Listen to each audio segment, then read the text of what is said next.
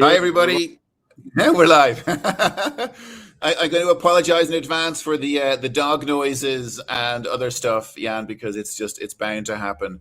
But delighted to be here with you today. This is our first live call, so we're really such an honor to have you as our guest of honor today.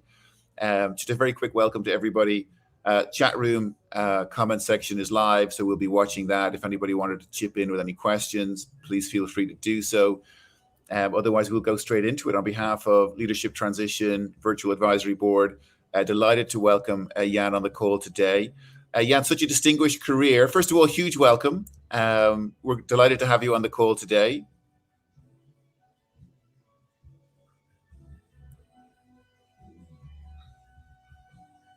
Oh, yeah, I think you got a bit frozen there. Yeah, I can hear you, I can see you, and I've got good perfect connection, so we should be all right. Excellent. Well, look, we'll get straight into it. Look, it's such an incredible career that you've had, an unbelievable run with so many interesting roles in Heineken, and then transitioning into the boardroom. So really, for the community today, what we want to speak about is just as you were kind of getting to the end of the executive career, just talk us through a little bit mindset, what you were looking for new challenges. So maybe just take us into that space, and we'd love to learn a little bit about your particular transition from such an incredible corporate career with so many different challenges into a non-executive kind of board advisory capacity. And that's exactly what our community is all about. People who are at that stage of transition and trying to figure out, look, what next, and what was important for you. So we'd love to hear a little bit your story. Okay, good. Well, I'll try to keep that short, Mark. It's a long story. Because it's a long story, but we'll make it short. Basically, beer story. Spent 28 years, in fact, my whole working career with Heineken. And to be frank about it, I got lucky. So I started as a management trainee, and I ended up as a chief commercial officer of the company. Now, your question was what was going through my mind as I was coming to the tail end of that. Happy to share. So I think it was about 3.5 years ago, I was surprised, but also, what's the word for it, flattered to find myself invited as a candidate in the CEO race to potentially become CEO of the company. Yeah. Now, if you'd asked me 25 years ago whether I'd ever make it that far, I would have said, no bloody way, not a chance. But it so happened. So then I entered into a formal process, which is facilitated by all kinds of headhunters and the like, on the CEO succession. We call it a race, because fundamentally it is what it is. It's a race. And exciting, because you're in this race while you're also still in the day job having to deliver on whatever the company needs to deliver on. And to be frank about it, the race was with another 3 good friends and colleagues of mine who were all executive team members of Heineken. So you're colleagues and you're also racing against each other at the same time. An interesting dynamic. But it was well structured and it was fair. So I got my chance at that top job. And as the board afterwards told me kindly, I came in second. I got the silver medal. Well, in CEO succession races, silver medals aren't worth very much. But first point here is I thought that the process was fair. I got my shot at it, and a very deserving guy got there ahead of me. So that helped me accept the fact that this wasn't going to be my job. But it also brought me to the moment where I needed to take stock and say, okay, what am I going to do now? I had already spent 9 years in the executive team of Heineken, which is the top 10 in the company. Yep. I'd run a region, so that's 20 operating companies with about 3 billion worth of revenue reporting to me, and I had run a commercial function, which at least is probably the most fun job in the executive team, because you get to go to Champions League finals, Formula 1 races and the like. But I'd done both these roles. So I'd done the executive role, I'd done the chief commercial officer role, and I decided I'd basically come to the end of my learning curve at Heineken. Going on for another round, would have then been a repetition of a job I'd already done, and basically wouldn't have brought me anything new. And frankly speaking, I don't think it was in the company's interest either.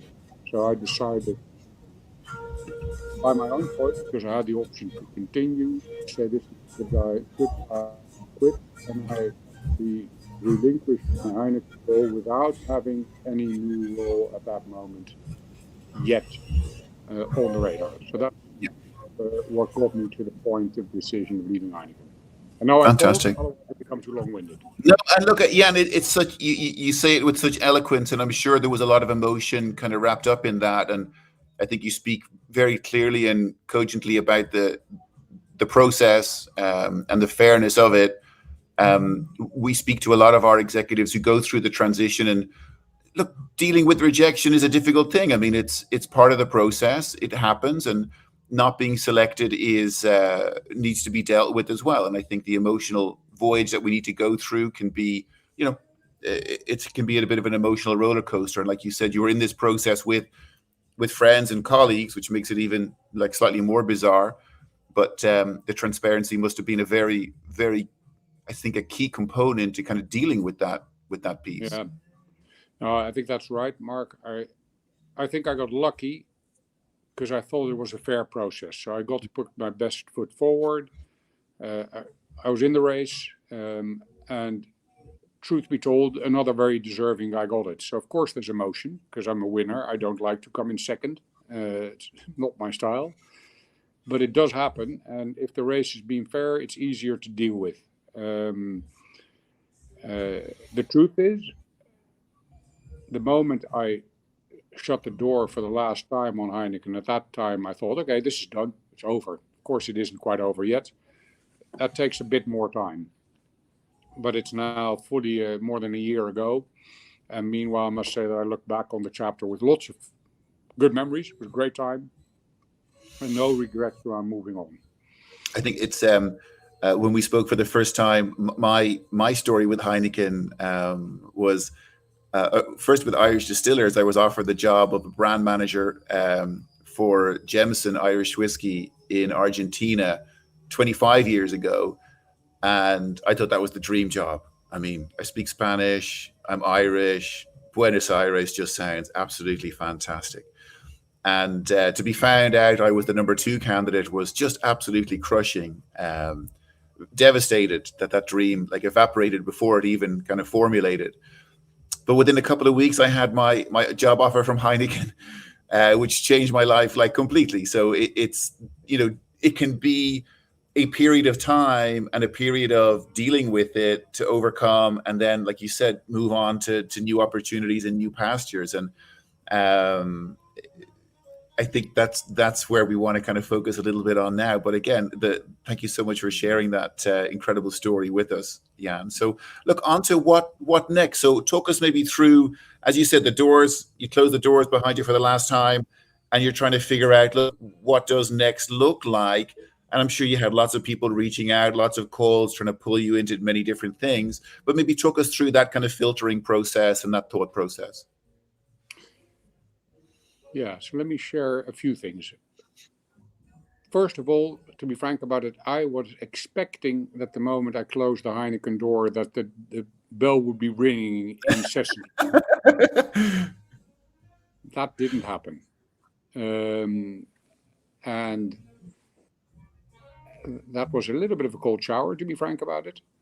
But I think I understand now why that was also the case. The truth of it is, I'm a Heineken lifer. I've spent my whole corporate career in one company. And that, of course, a very nice company, very interesting, but it does make me a bit of a one-trick pony. I'm in my middle 50s, and I'm male, and I'm Dutch. Now, take all these things together, it's not as if the phone went ringing incessantly. So that took a little bit to get used to, but then I started to chart my own course, and I got some very good advice, which I think is worth sharing, from somebody who made a similar transition to me a few years before. And what he advised me, he said, don't think of these things too much in a singular way. Think of this next stage in life as having a number of different buckets you want to fill with stuff you find interesting. And these can be very discrete, distinct buckets. But just define them what you find interesting. You don't define one, but define multiple buckets. And I'll tell you the Yep. ones I defined.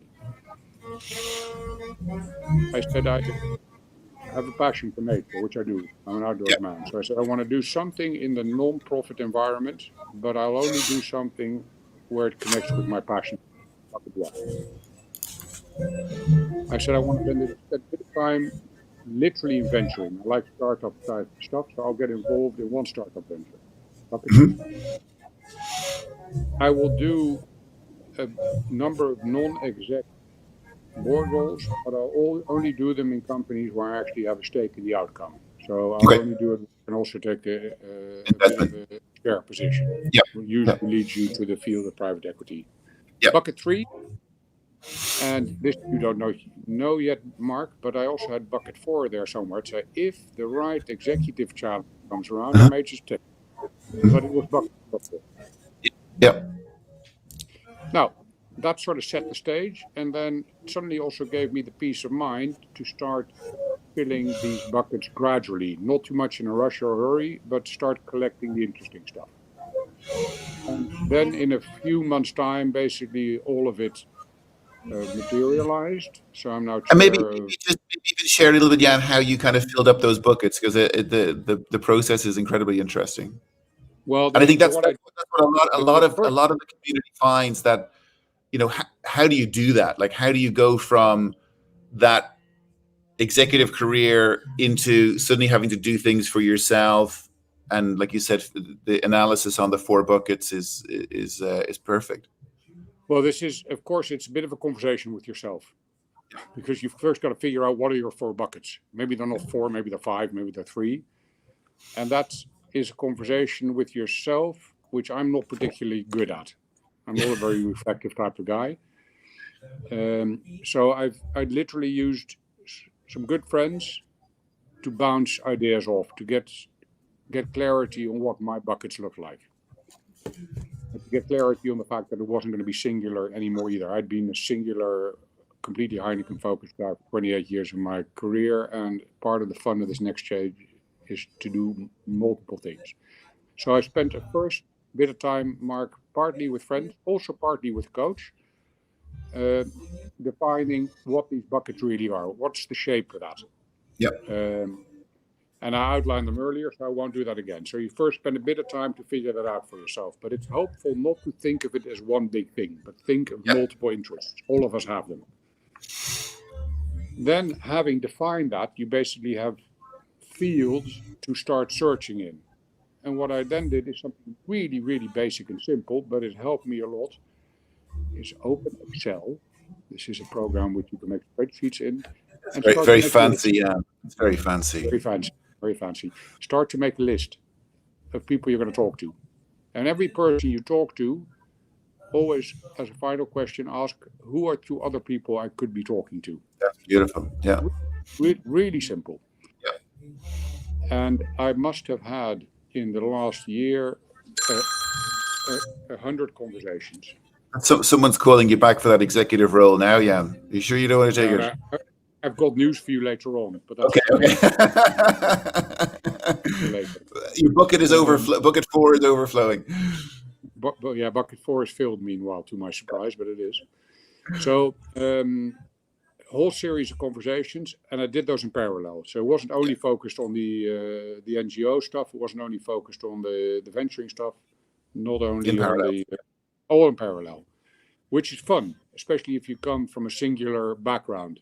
And going more in parallel and managing multiple tracks at once, it's a great tonic to refresh the mind. You go younger again because you're on a new pitch. You're learning a new game. Just a quick question. Just roughly, I mean, how many calls a week? How many calls a day? How were you kind of in order evaluating? Of magnitude, I basically a little confession. I'm a little bit of a productivity addict, so I need to do stuff. If I sit still, I become unhappy. So I would think of it in terms of having at least 10 of these calls a week. Perfect. Okay. The good thing of it is it was in times of COVID, so Yeah. you could do wonders by just Teams calls, Zoom calls, all these things, and I mastered all of these bloody different web-enabled technologies. And I would advise anybody to play it down the same track. Much easier to get into somebody's diary for a Zoom call than it is to have a coffee in London this week and a lunch in Paris next week. Yep. And these calls work. You can make a connection with people. You don't need to be physically in the same room. So I'd be doing about 10 of these a week. Out of that also came a number of little projects. Work with me on this specific question for an NGO. And I got approached by private equity for a number of different projects that please help us scout out the opportunity to buy diligence. Yep. So out of the calls also came quite a bit of, I would call it, project-based work. And then suddenly I was discovering my week was pretty full. Besides that, I also have 4 kids, and I'd made a commitment to go on a good trip with each of the 4 kids. If you make a lot of kids, that's 4 trips. 4 separate trips, yeah? 4 separate trips. So did that as well. So over time, the calls morphed into the projects morphed into roles, and now today, indeed, what I have is I'm chairing Rewilding Europe, which is fantastic fun. That's the NGO. I 50% own a startup, which is I'm not going to go into it here, but it's in the field again of nature. But how do you use digital to collect income for land custodians? Got 4 board roles with 2 different PE funds, and I just started, surprise, 4th bucket as CEO of a big global company in greenhouses. Got nothing to do with beer.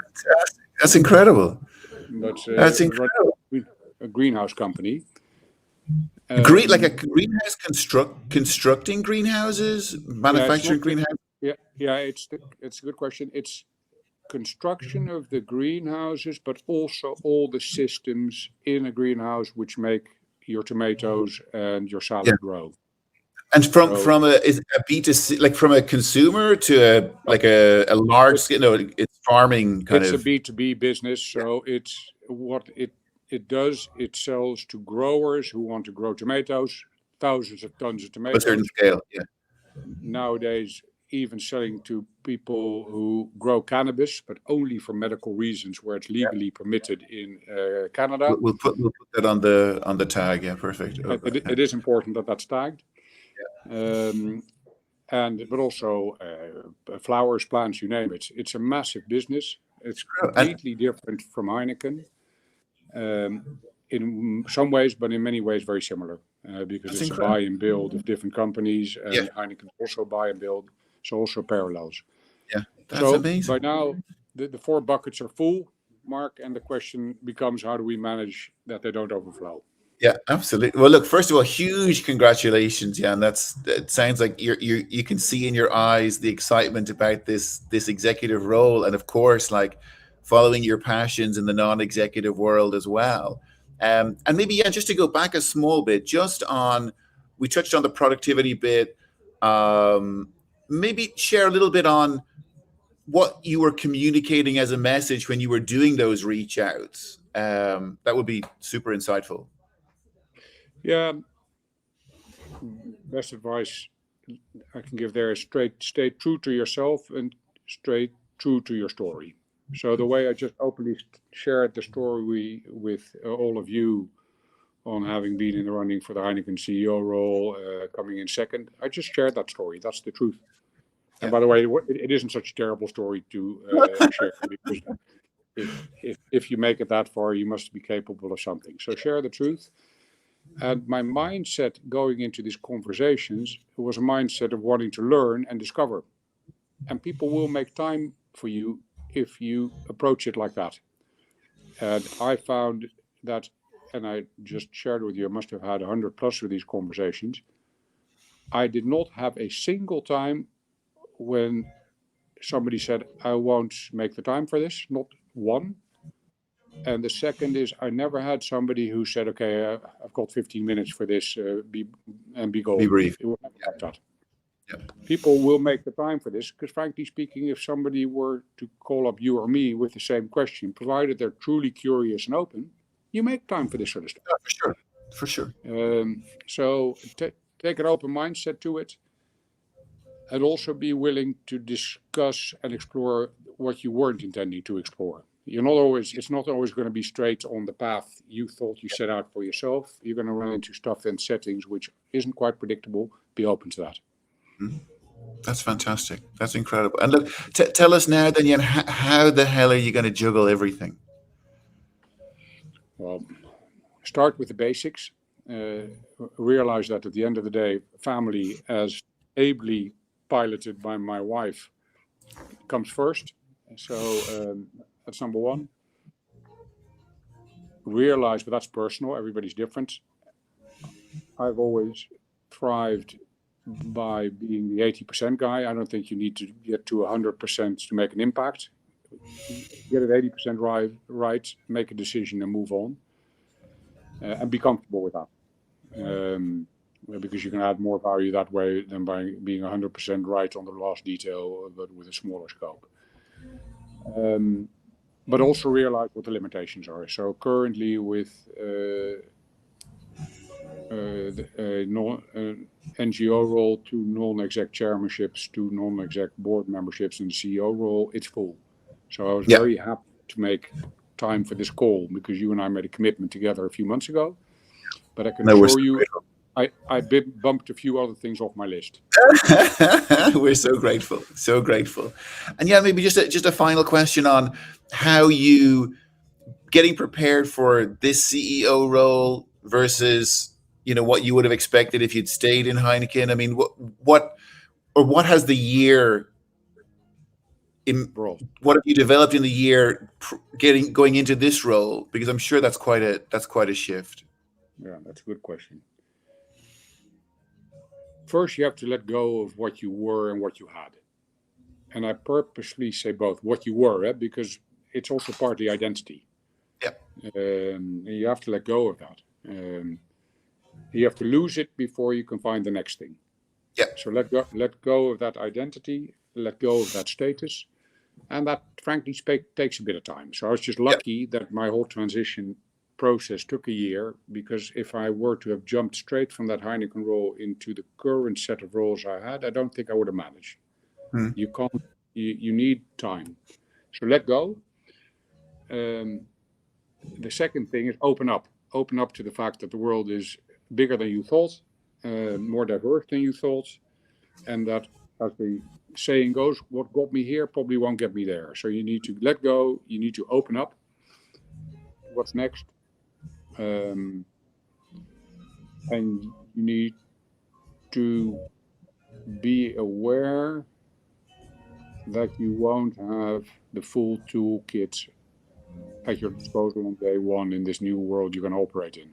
Yeah. I'm not the finished article yet as a CEO of a greenhouse business at all. I'm just starting. And be aware of that. And I'm 55 now, but making in a way of a new start at 55, at least it's given me a huge amount of energy. And to be frank about it, I feel younger today than I did 2 years ago. And maybe one final cheeky question, Jan, just on, we sometimes, it's like you said, you're stepping out of it, an incredibly illustrious career, kind of assuming that the phone might ring and, hey, I'll get picked up for something and stuff will happen. And it doesn't, and kind of dealing with that. And then, like you said, getting into this kind of fitness program of owning that transition and making time to make the calls. I think that's just such an incredible piece, an incredible share, that never assume that people know or people are aware, but you need to make that first step. And clearly, you did that. And that kind of gave you, like you said, that bandwidth of the 10 calls a week, the 100 kind of contacts, asking for help. I mean, I think maybe that's kind of something that some people kind of struggle with as well. That perfect question you had at the end of every call, who are 2 of the people you could connect me with that I could have a conversation with is so powerful in itself. Yeah. And I think people, like you said, people genuinely want to help, but sometimes people just don't ask. Yeah, exactly. And maybe this is I'm Dutch. The Irish are more sophisticated than the Dutch. So let me make this a bit of a Dutch closure. I spent a bit of time in a bathroom where we all need to go from time to time. And there was a little tile on the wall which said, "If luck should come your way, it will not be while sitting here."